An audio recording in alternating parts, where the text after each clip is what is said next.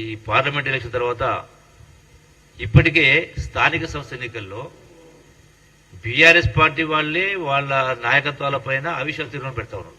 అది మున్సిపాలిటీస్ కావచ్చు, జిల్లా పరిషత్ కావచ్చు, రకరకాల అవి కంటిన్యూ అయితేనే ఉండేటువంటి జరుగుతూ ఉంది. అంటే వాళ్ళ కార్యకర్తల్ని కాపాడుకోవడం కోసం ఒక గంభీరంగా మాట్లాడే ప్రయత్నం చేస్తూ ఉన్నారు.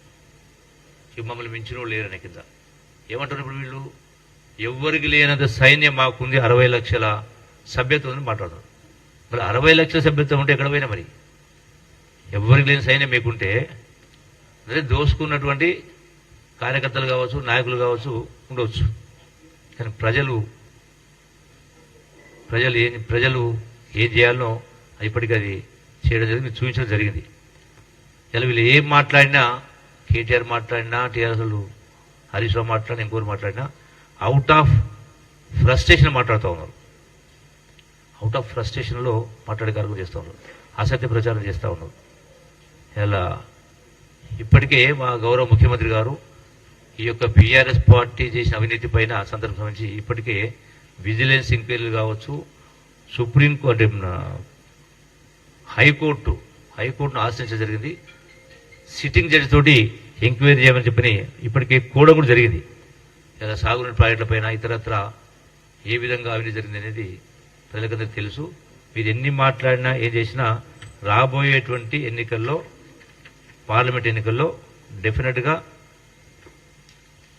కాంగ్రెస్ పార్టీ మొన్న శాసనసభలో జరిగినటువంటి వాటికంటే కూడా అదనంగా in terms of percentage of votes, so డెఫినెట్గా ఇంకా పెరగబోతా ఉంది. దాని ద్వారా 13-14 సీట్లు మహా అంటే 1-2 వస్తే రావచ్చు కాంగ్రెస్ పార్టీకి. అది కూడా ఏంది అంటే వేరే వాళ్ళని పెడితే గెలవలేని మేమైతేనే గెలుస్తామని కుటుంబ సభ్యులు వెళ్తున్నారో ఆ కుటుంబ సభ్యులు 1-2 గెలిస్తే గెలవచ్చు. అంటే అడవులుగా దోపిడీ చేసి అడవులు ఖర్చు పెట్టి కార్యక్రమం చేసి అంతే తప్ప ఎన్ని మాట. ఇప్పటికైనా నేను ఏమంటానంటే సూచిస్తానా, ఈ తప్పుడు ప్రచారాలు అబద్ధాలు మానండి. ప్రజలకు విశ్వాసం వస్తుంటే నిజాయితీగా మాట్లాడితే, ఉన్నదిన్నట్టుగా మాట్లాడితే ప్రజలు విశ్వసిస్తారు.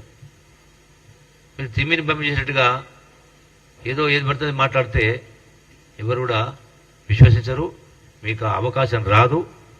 వచ్చే భవిష్యత్తులో మీరు టీఆర్ఎస్ పోయి బీఆర్ఎస్ అయింది, బీఆర్ఎస్ పోయి మళ్ళీ టీఆర్ఎస్ లో కాదు, ఏది ఉండదు. ఇక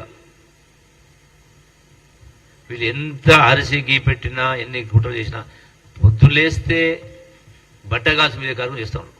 ఏ స్థాయి దిగజారంలో చూసిరు మీరు. కార్యకర్తలు అంటే వ్యక్తిగత తగాదాలు ఉండే సంఘటన జరిగితే వాటిని రాజకీయంగా రంగు పులిచే కార్యక్రమం చేస్తా ఉన్నాం. అంటే వీళ్ళ స్థాయి ఇదేనా? ఏముంటుంది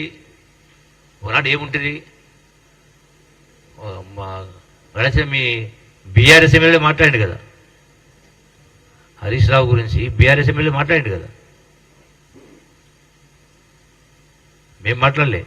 వాస్తవం కాదా? మాట్లాడింది కాబట్టి పక్క పెట్టే ప్రయత్నం చేసిరు. అంటే ఉన్నట్టు మాట్లాడితే నిష్ఠూరం. ఇప్పటికైనా బుద్ధి తెచ్చుకొని ఈ తప్పుడు ఆరోపణలు మాని, వచ్చి 2 నెలలు కాలేదు, ఇంకా పెట్టలే, ఇంకా చేయలే, ఇంకా అమలు చేయలేదంటే బుద్ధి జ్ఞానం నుండి మాట్లాడే మాటలు కాదు.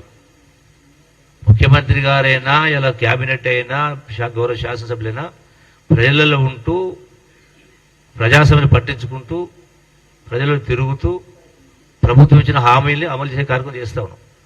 ఎందుకు మాకు టైం పడతా ఉంది కొన్ని అమలు చేయడం కోసం?